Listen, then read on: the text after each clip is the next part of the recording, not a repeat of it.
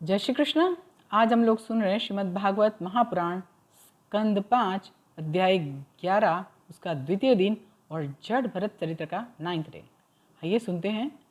आप पहले थोड़ा सा समय निकालिए अपने लिए, अपनों के लिए ज़रूर से सुनिए। और अभी तक आपने मेरा यूट्यूब चैनल सब्सक्राइब नहीं किया है तो सब्सक्राइब वाला रेड बटन पर जाकर टच करिए, सब्सक्राइब करिए, लाइक करिए, शेयर करिए।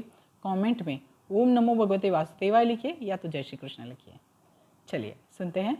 ओम श्री गणेशाय नमः, ओम एम सरस्वत्यै नमः, ओम श्री सद्गुरुदेवेभ्यो नमः, श्री कृष्ण शरणं मम, ओम विष्णवे नमः, ओम श्री लक्ष्मी नारायणाय नमः।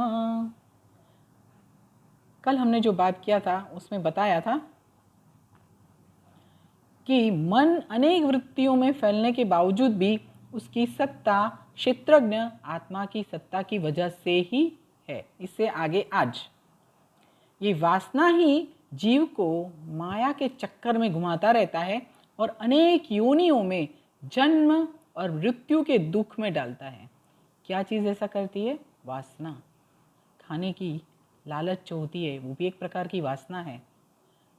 वासना के बहुत सारे अर्थ हैं। संपत्ति, पैसा, प्यार, खाना पीना, घर, सभी में जो जीव अपना रुकता है वो सभी कुछ अलग अलग प्रकार की वासनाएं हैं।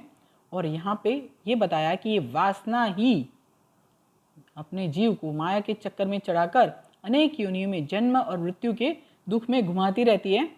और ऊपर ये जो सब बताई है, ये वृत्तियाँ जो हैं वो जागृत या तो स्वप्न समय में प्रकट होती है और सुषुप्ति के समय में फिर से वो छुप जाती है। ये दोनों अवस्था जो हैं वो दोनों अवस्थाओं को क्षेत्रज्ञ विशुद्ध साक्षी भाव से देखता है।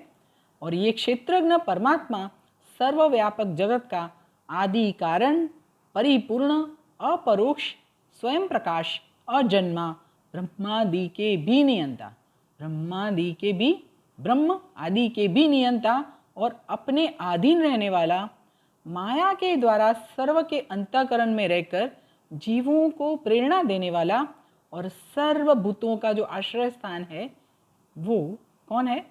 भगवान वासुदेव है। वो कौन है? भगवान वासुदेव है। और ये भगवान वासुदेव आत्म स्वरूप से सर्व साक्षी संपूर्ण प्रपंच में भी व्यापित है। हे राजन, ये सब जो उत्तर दे रहे हैं जड़ भरत राजा रहुकर्ण को, जो कि हम सुन रहे हैं।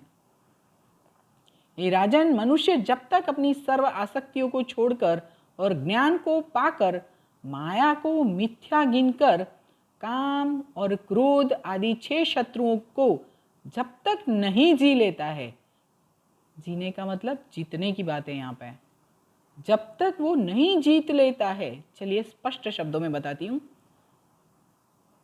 क्योंकि मनुष्य जब तक इसमें से बाहर नहीं निकलता है, जब तक वो जिएगा नहीं तब तक जीतेगा नहीं। जब तक जीतेगा नहीं वो बाहर आ नहीं सकता है।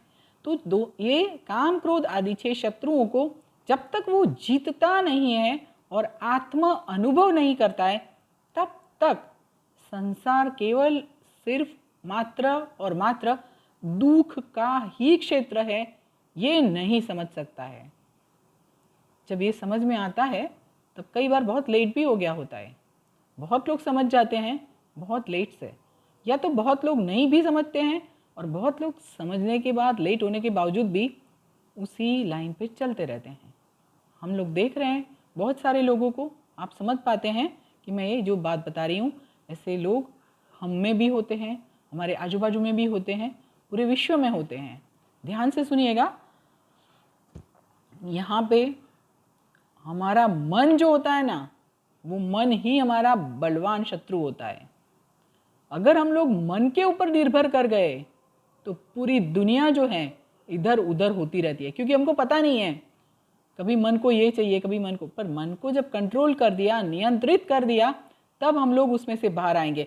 तो यहाँ पे जो बात है कि काम क्रोध आदि 6 शत्रुओं को अगर मनुष्य नहीं जीतता है, आत्म अनुभव नहीं करता है, तब तक संसार केवल दुख का क्षेत्र है, ये बात नहीं समझ सकता है। और उसके लिए सबसे बलवान शत्रु कौन है? मन है। और आप अपनी बात करते हैं, मैं मेरी बात करती हूँ। सब लोग मन की उपेक्षा करके आगे बढ़ते हैं तो उसकी शक्ति बढ़ जाती है, और वो ही मन की वजह से है, वो ही मन की वजह से ही आत्मा स्वरूप को वो ढक देता है। ये बात राजा रहुगण को जड़ भरत बता रहे हैं। वो तो आपके आत्मा स्वरूप को ढक देता है। सावधान होकर गुरु तथा परमात्मा की उपासना रूपी शस्त्रों से उसको कट कर डालो, उसका छेदन कर दो। ऐसा जड़ भरत राजा रहुगण को बताते हैं। आज यहाँ पे रुकते हैं, इससे आगे हम लोग कल सुनेंगे। सुनते रहें, शेयर करते रहें। अभी के लिए आप सभी को मेरी ओर से जय श्री कृष्ण।